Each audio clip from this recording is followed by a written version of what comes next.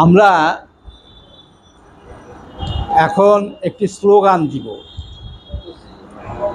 স্লোগানটা কি হবে প্রথমে আমি আপনাদেরকে বলছি। আমি বলবো আমরা কারা, আপনারা উত্তরে বলবেন আমরা অহিংস পরিবার। বুঝতে পেরেছেন?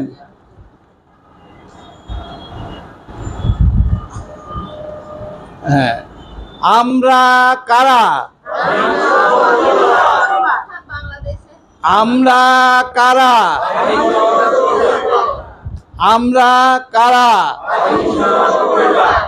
আমরা কারা, কোথা থেকে এসেছি, কোথা থেকে এসেছি। ধন্যবাদ আপনাদের সবাইকে। আমি খুব বেশি কথা বলব না, অল্প কথা বলছি।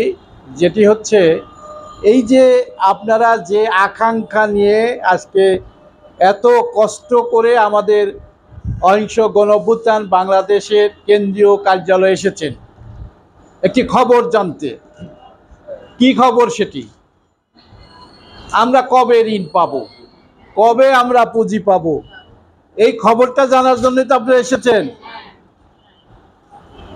এই খবরটাই কিভাবে আপনাদেরকে জানাই সেটি আপনাদেরকে আগে বুঝতে হবে। আমরা আমাদের সংগঠনের নাম হচ্ছে অহিংস গণঅভ্যুত্থান বাংলাদেশ। আমরা কি কাউকে ঋণ দিব? আমরা কাউকে ঋণ দিব না। ঋণ দেবে কারা? অবৈধ অর্থ উদ্ধার ও গণমুখী বিনিয়োগ জাতীয় সংস্থা।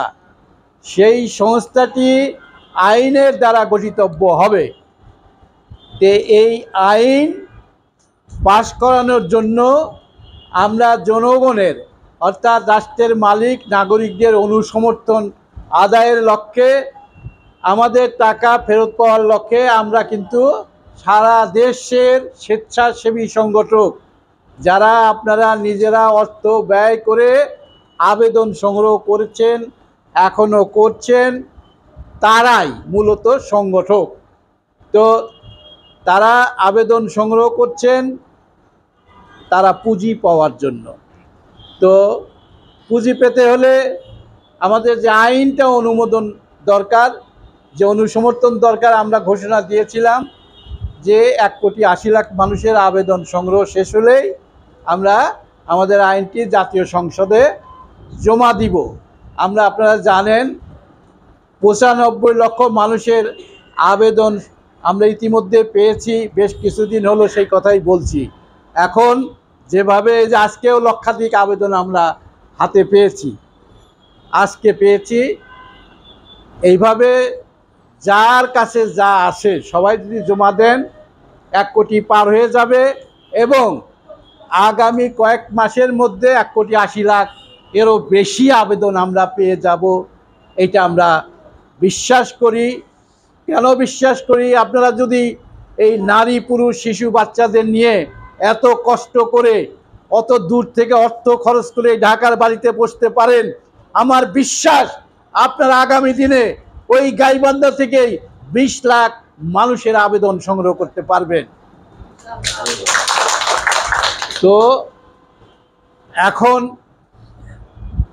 যে আইনের কথা আমরা বলছি সে আইনটি জমা আমরা দেওয়ার দিন ঠিক করেছি। সে আইন জমা দেওয়ার দিন ঠিক করেছি। সে দিনটি হলো 10ই ডিসেম্বর সকাল 10টায় আমরা সংগঠকেরা, আবেদনকারীরা সবাই মিলে ঢাকার জাতীয় প্রেস ক্লাব পল্টন এলাকায় আমরা জড়ো হয়ে আমাদের আইনের খসড়াটি জাতীয় সংসদে জমা দিব। তে এই যে দিন, এই দিনটাকে আমরা ঘোষণা দিয়েছি। মানুষ যখন, আমরা ধর্ম বর্ণ নির্বিশেষে পূজা পার্বণ হলে হিন্দুরা যেরকম উৎসব করে, আমরা দুটো ঈদ উৎসব পালন করি আমরা মুসলমানেরা। তো আমরা বলেছি 10ই ডিসেম্বরের 2024 খ্রিস্টাব্দের সকাল 10টা হবে আমাদের ঈদের চাঁদ দেখার মতো। আমরা সেদিন নারী পুরুষ ধর্ম বর্ণ নির্বিশেষে সকল শ্রেণী পেশার মানুষেরা আমরা ঢাকার জাতীয় প্রেস ক্লাবের সামনে জড়ো হব, হয়ে এই আইনের প্রতি সমর্থন জানাবো। এই যে এই আইন তোমরা পাশ করো। এই আইনের মাধ্যমে আমরা আমাদের টাকা ফেরত চাই। কোন টাকা? আমাদের ভ্যাট ট্যাক্সের টাকা লুটপাট করে 20-25 লক্ষ কোটি টাকা বিদেশে পাচার হয়েছে বিগত 53 বছরে। আর দেশের মধ্যে কালো টাকা হিসাবে জমা আছে 88 লক্ষ কোটি টাকা। সে টাকার চিন্তাই করতে পারবে না এত টাকা। সেই সম্পূর্ণ টাকাটাই কিন্তু আমাদের, আমরা রাষ্ট্রের